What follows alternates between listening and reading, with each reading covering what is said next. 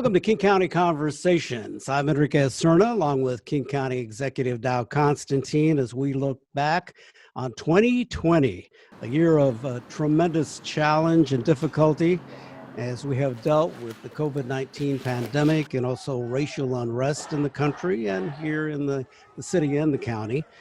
And we look ahead to 2021 with hope and promise that it's going to be a better year. Well, Dow Constantine, welcome. Good to talk to you. Thanks, Enrique. Thanks for having me again for this year-end wrap-up. I hear a lot of people say, I can't wait for 2020 to be over. Do you feel that way? Yeah. I mean, obviously, a lot of these challenges are going to continue into 2021, but the fact that so many crises intersected in just the first few months of this year was truly unique, remarkable, and need not be repeated. Yeah, it's like, what else is going to go wrong? Right. So it's been tough. There's no doubt about it. What's been the most difficult challenge for the county and you as head of the county as executive in dealing with the pandemic? You know, the challenges are myriad. I mean, they are economic and social, and the challenges of the pandemic overlap with some of the other broad and longer standing challenges around institutional racism and criminal legal system. But the fact is that here in the short term in 2020, the biggest challenge is simply trying to keep people healthy through convincing folks to modify their behavior, encouraging them to keep up the fight even when it's getting a little boring and tiring to do so, and to try to marshal the resources to allow people to live both a little bit more normal and a safer life. I am truly grateful to our remarkable public health professionals and to our entire county community. The county employees have really stepped up in this crisis. They figured out new ways to work, new ways to serve the public, and really have worked hard to protect both their colleagues and the 2.3 million people of this county. So I take it you have been working from home. You have become someone who's Zooming probably, I don't know how many times a day. Yeah, solid 8 hours a day for sure. It definitely changed your whole working situation. Have you personally been impacted or affected by the virus? You know, beyond the ways in which it has affected what our family can do together, my parents who lived nearby not being able to visit with their granddaughter, their 6-year-old granddaughter the way they used to, or that child, my daughter, having to go through half of kindergarten and now so far all of first grade without ever interacting in person with her teacher or her classmates. I mean, these things are difficult, and they're obviously manageable, but they are going to have impacts beyond the end of this pandemic. But also, I'm sure that there are many listening today who can relate to this. I've lost people I've known, people who were teachers and mentors, people who were important in our community, and who died before their time because of this emergent, really still mysterious virus.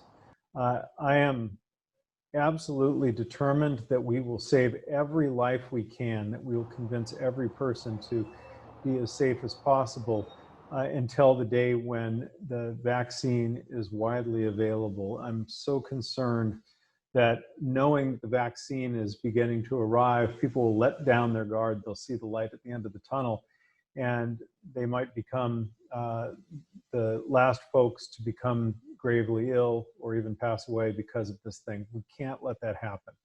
How do you go about convincing those folks out there that are skeptical and refuse to wear a mask? In some cases, they have businesses and they're going to defy the state orders. Well, you know, we haven't had a huge amount of trouble with that in King County, but the pressures on business owners, like restaurateurs, for example, are enormous. They're faced with losing the business they spent years building, losing their livelihood. We are doing everything we can locally to push aid out to local businesses and others, organizations in the community, individuals who are faced with eviction, to make sure that people can get through to the other side of this. What I would say is that we have to pull together as a community to get everyone through this. As we speak, there is a surge of cases and deaths throughout the nation, in our state,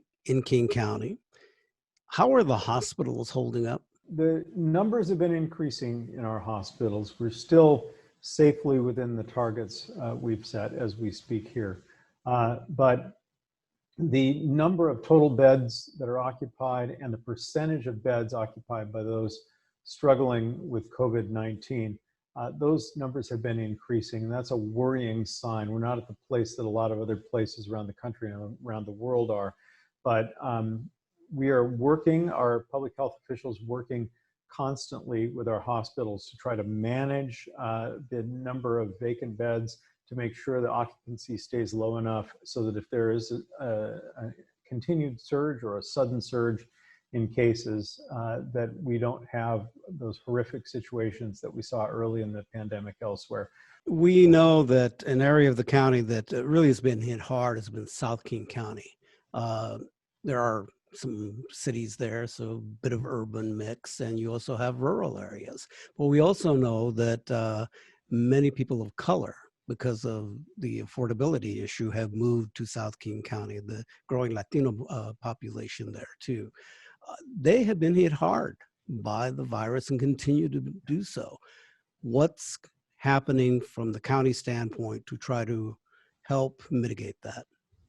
So yes, we've seen higher rates of infection and more overall infections in South and Southeast King County. And the professionals attribute this to a number of things. First, there are a lot of working people who are in the sort of essential employee category, people who have to go to work because their job is indispensable, and people who have to go to work because that's the only way they're going to be able to keep a roof over their heads during this time. And so they may be infected at work, and then they may bring that infection home.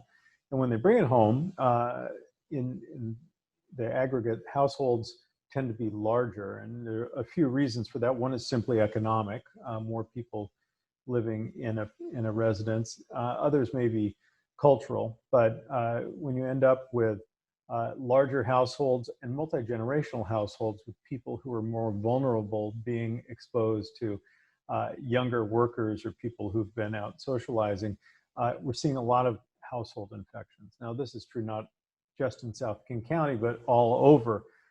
More than 40% of the infections come from someone else in the household. And then we're seeing just a little smaller percentage coming from community and social gatherings, and a lot of them from the workplace. So what the basic phenomenon is, people either going to work or going to a gathering or a party, and unbeknownst to themselves, becoming infected, bringing that infection home, and then everybody in the home being together inside for so long, there's a very high percentage chance of them becoming infected. We're not really able to say where there's a particular hotspot in the county. Yes, the rates are higher in the South, but unlike in the beginnings of this, when it was really focused in long-term care facilities, the infections are happening all over now. And so wherever you are, whatever neighborhood you're in, whatever kind of facility you're visiting, I really encourage you to maintain your vigilance. Now, if I could just address the measures we've taken in South King County. We've opened up multiple new testing sites throughout South King County cities, as well as one on Vashon Island. And we are working with community-based organizations to make sure people, including those who speak a language other than English in the home, know about and have access to those sites. We're doing the same for the advice we give people about how to prevent transmission and infection. And as the vaccines roll out, we will be working with our network of community-based organizations to make sure people in their constituencies, people who trust those organizations, know when it is they should be showing up to get their shots, that it's their turn, whether they're a healthcare worker, whether they are a first responder, whether they're elderly or in another vulnerable group, and ultimately making sure that everyone can get access to the vaccine. What kind of federal help does the county need in dealing with all of this? I mean, we're not just talking about the public health issue. We're talking about an economic issue as well. We're also talking about people that have been affected from a housing standpoint, people that are homeless, so on. Well, we've been able to make really good use of the federal funds that we received as a county. The county received funds. Seattle got a direct allocation because of its population. The state received funds. We were able to push a lot of money into rental assistance. We believe that it is both the most humane and the most economically responsible thing to help keep people housed now, even if they're not able to pay the rent, as opposed to trying to lift them out of homelessness and deal with all the damage that comes from that housing insecurity. But we can't expect landlords to house people for free forever. They have mortgages to pay. They have expenses of owning those properties. So we've really been working hard to invest in that. And yet we, even with some $40 million that we're pushing out this month into King County, we're well short of meeting the need that this virus has caused. Federal government needs to step up with new legislation to provide help for us to businesses, to individuals who've been or underemployed, to the organizations that make our communities great places to live, and also to our own public health department so that we can continue the interventions that are costing the county government right now somewhere between $12 and $15 million per week. That is the level of spending that we have had to shoulder because of the coronavirus. And most of that money runs out at the end of December. So if Congress does not act, we are going to have a very, very serious problem. I have proposed, and the council has agreed, that we would spend some of our rainy day fund, money we've carefully saved over the course of the last decade. But that rainy day fund, even at the beginning of this year, was only about $23 million. So as you can see, if we're spending up to $15 million a week, that wouldn't last very long. We've got to have help from Washington, D.C., and we need some help from Olympia, too.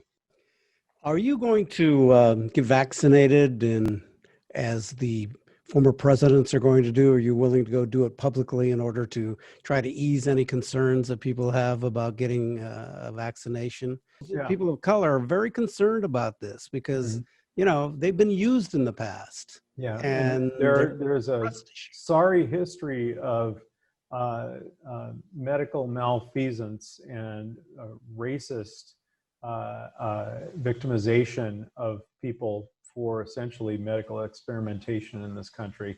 It is outrageous and shocking, and the sorts of things that we have seen in the most vile regimes that have popped up around the world, but happened right here in the United States of America. So it is understandable that people might be hesitant.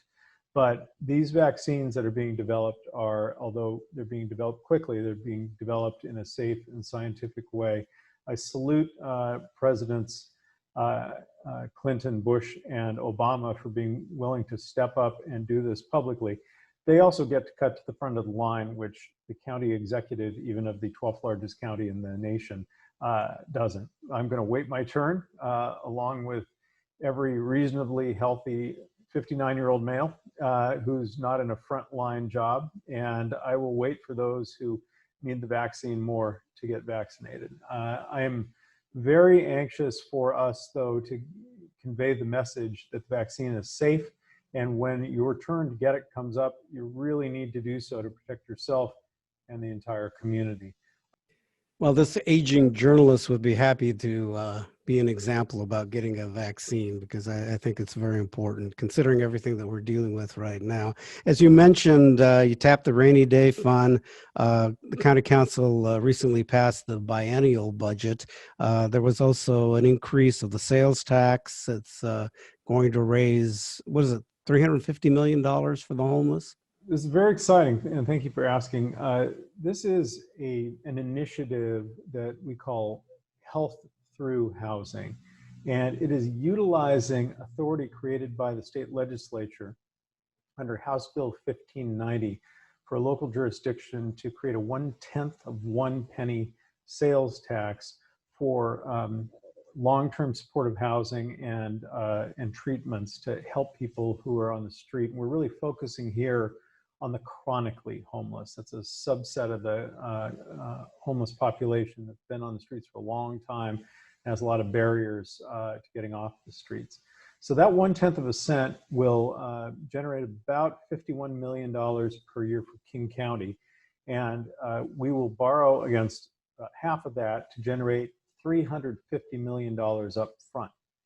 And this is to allow us to take advantage of some opportunities that have been created by the COVID crisis. You see, a year ago, our economy was going great guns, and we had very high occupancy in our hotels and motels. Suddenly, the tourism industry has fallen on hard times. We, during the crisis, have been able to move some 400 people out of crowded shelters into individual hotel rooms where they have not only avoided infection from the coronavirus, but also become much healthier otherwise with a full night's sleep and the security of a lock on the door. And they've begun to stabilize and accept the services that will help them regain some control and direction over their lives. We want to take this to scale. We know that there are a lot of properties out there, single room settings, ready to move in. And we want to invest in those, get people out of crowded shelters and off the streets and into an environment that is more respectful, more secure, and that makes them more able to take advantages of the services that will be provided on site, whether it's behavioral health or addiction, or simply job training and the help they need to be able to live the life that they want for themselves and their family. As I understand it too, the legislature has to do a little tweaking on this in order to use some of the money.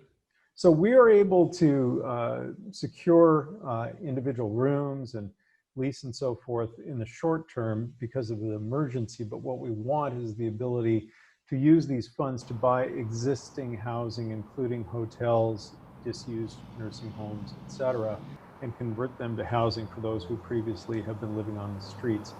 The legislation was created in a time of economic boom, and nobody thought that there would be these facilities available for sale. So it really talks about building new housing, which is great, but it is enormously more expensive and more time consuming. Building a new unit can cost $300,000 or more and take 2 to 4 years. Whereas if we were able to go and buy a 100-unit hotel, we can have people in within a matter of weeks, and they can be benefiting from that. Both are important, and in the long run, both will be necessary. But we have a crisis now, and we have suddenly a new avenue to be able to take on that crisis, and we're going to take advantage of that. So we know that this has been a year where there has been tremendous racial unrest after the shooting of George Floyd, but also other shootings that have happened, and African Americans that have been unfortunately lost their lives in these situations. Council also took some action on an anti-racism, pro-equity work that's going to divert more than, I guess, $4.5 million in marijuana tax money. Can you talk a bit about that? Sure. This is a really difficult complex of challenges because racism evidences itself in every system in our society. It's simply ingrained in the institutions of this nation dating back to well before we became a nation. but it evidences itself in very stark and violent ways, sometimes in the criminal legal system and policing and otherwise. And so we are focusing both on the anti-racism work and on the reimagining of the criminal legal system, and of course the intersection between the two. We focused on divesting, investing, and reimagining the criminal legal system in this budget. Example of divesting, reallocating, as you mentioned, $4.6 million in marijuana tax revenues that have been going to the sheriff's office, and transferring those funds to community-based programs, including programs designed to help people clear their records of crimes that are no longer on the books, which is more difficult than you might think. If you have that felony conviction hanging around, even if the thing you did is no longer a felony, it can be a real barrier to employment and other advancement in life. Another example of investing is that the King County Prosecuting Attorney's Office and the Defender are going to be bringing forward a new program to offer up to 800 young people every year a comprehensive community-based service alternative. It's called Restorative Community Pathways, and we invested over $6 million in providing not only services for the kid who's gotten off track, but for the victim, services for those who've been harmed and restitution to help undo the harm that youth may have caused.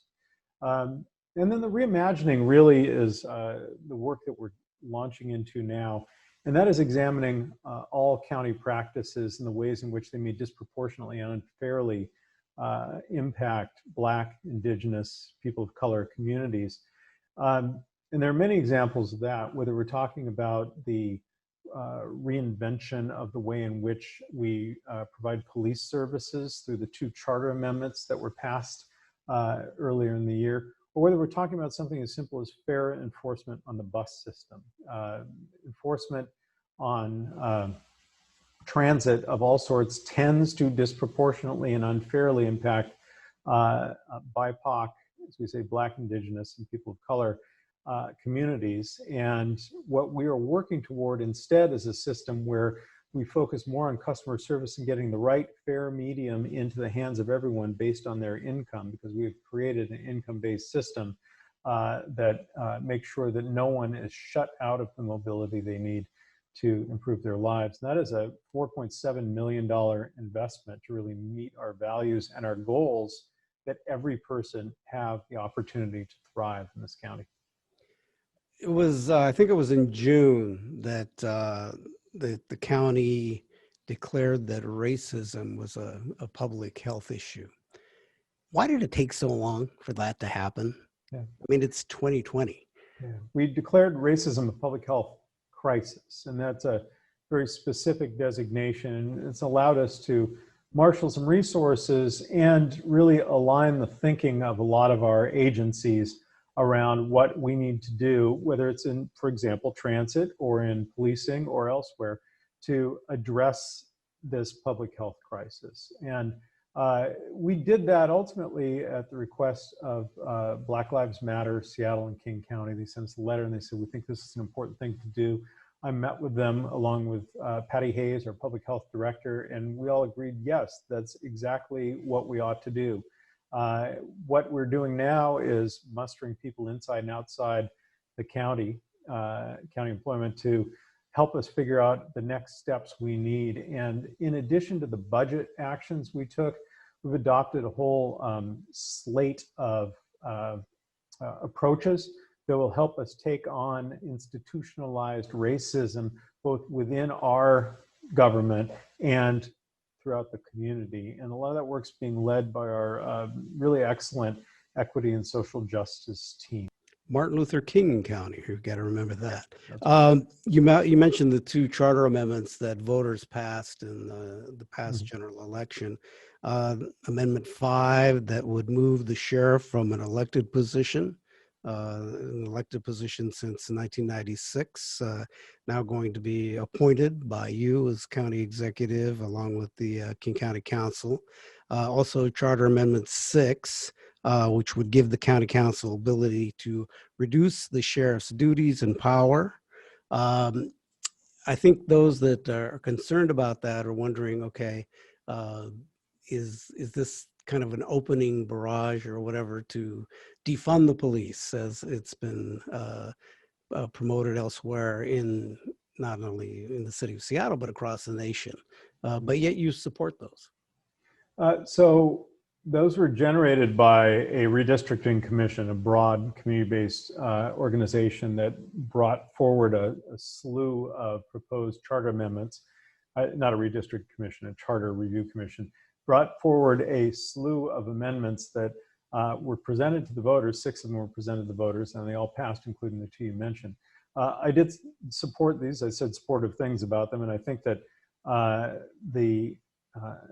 putting the responsibility to hire and approve the sheriff and ultimately to remove her or him if necessary, putting that responsibility on the executive and the council increases accountability. We need to make sure that we are keeping faith with the community that has raised the alarm about police misconduct, not just locally, but nationally, and about, even when it's not misconduct, the way in which we have constructed these systems that tends to really target and undermine communities of color. So we're taking that very seriously. And I've been meeting with council members, including Councilmember Gurmai Zahalai, who's on the committee that is the relevant committee for this. He leads the committee that is the committee taking this on.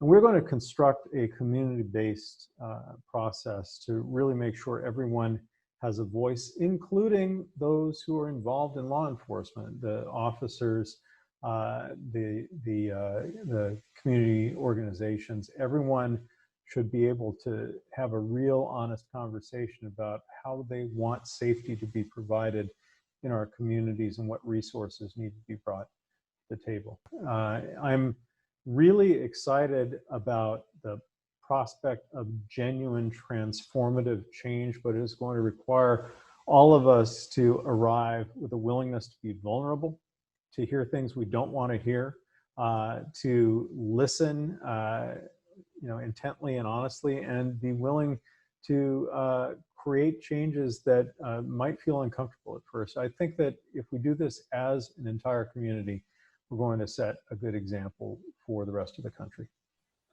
You just okayed some money to help maintain some jobs locally there. Can you talk about that and the decision around that? Yes.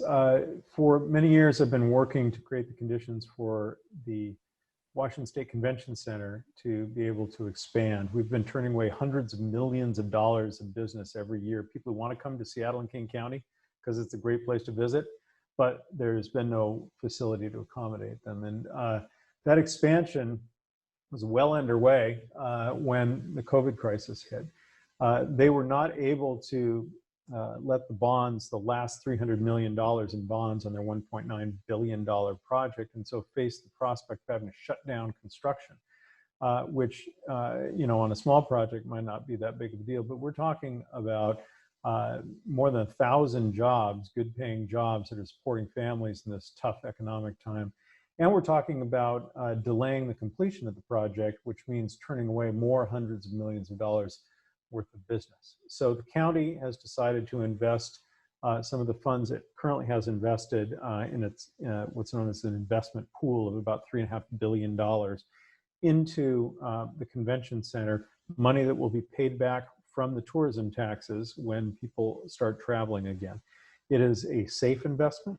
It is an investment where we're actually moving money in funds to another government agency, county agency, which is the Convention Center Public Development Authority. And it is one that is going to keep lots of people employed and ultimately create work for many thousands more. It's a good opportunity, a safe investment, and the only smart thing to do under the circumstances. As a county executive, you preside over urban areas and there are rural areas. And as you know, there are these big divisions in our country right now, particularly from urban to rural. We seem to be so divided. How can we bridge this? It seems to be the topic of conversation by President-elect Biden, soon to be President Biden. And uh, it is something that, we've seen in this past election. And you deal with that. So how do we get people to actually say, okay, we need to try to work together on how we handle things because we are so divided? Yeah. And of course, all of this is being exacerbated, if not created, by the evolution of media, the way in which people receive their information. We've been able to arrange ourselves into very narrow channels where we get a very distilled version of reality, one which may not bear much relationship to objective reality, and that is true on the left and the right. But I do think that in addition to the broad appeals to our underlying patriotism, our desire to see justice done, et cetera, some things that still tie us together as people, that we really need to focus on those who are being left behind economically.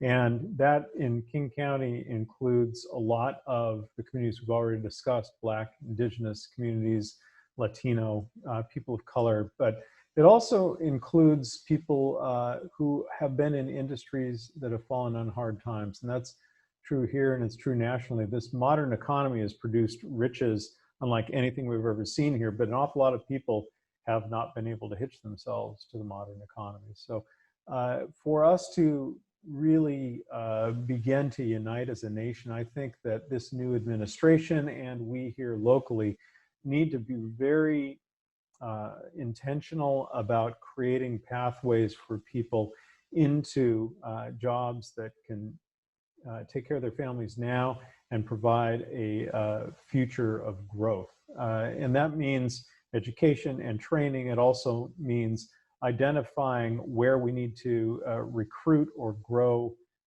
other industries that can provide for people who have been shut out in the past. Now, in this state, we went through a long period of turmoil in forestry counties where there was a big battle over the need for environmental protection versus the traditional economy. Many of those regions have still not recovered, and some of them have become very, very different politically since then. You see coal mining country, for example, where even without environmental interventions, simply the demand has begun to drop as renewables have become more accessible. And we have to figure out how to create new industries and new job opportunities for the people who for generations have relied on these resource-based jobs. If we do that, if we unite around our sort of shared commitment that every person is going to have the opportunity to thrive, we can begin to reunite America. If people's fears that are being stoked by cynical leaders are only confirmed by the fact that they can't get a job or that they're seeing their way of life erode around them, then we are going to have these kinds of challenges, this kind of division go on for a very long time. I do think that it's time for the United States government to invest in something that looks a lot like the New Deal, that really puts America back to work, that builds the infrastructure that's been neglected, that creates the jobs that allow people to once again expect to do better than their parents did. And it is still not beyond our capacity to create that renaissance in America, and we desperately need it. So you decided that you like this job so much, you're going to run again. If you are elected, would you be the first four-term?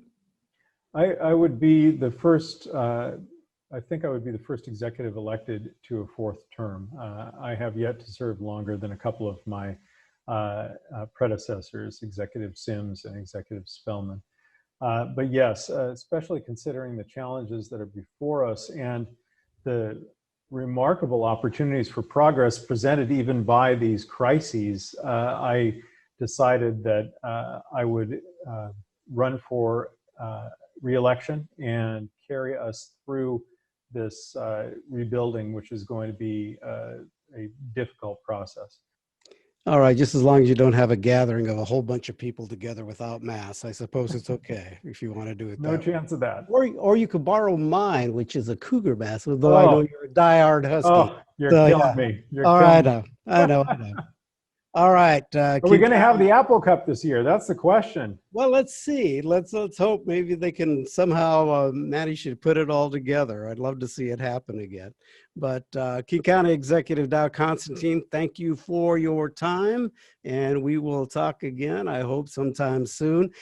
Thanks all for this edition of King County Conversations. Thank you very much for joining us. For more about this interview and county program, you can visit us online at kingcounty.gov/kctv. I'm Enrique Cerna. I want all of you to stay safe, practice social distancing, wash your hands, and please wear your mask. If it's a cougar mask or a husky mask, it doesn't really matter. Just wear your mask. As long as it's not a duck mask, it's okay. There you go. We could agree on that one. All right. All right. Go Cougs and dogs. All right. Thank you very much for joining us. Catch you later.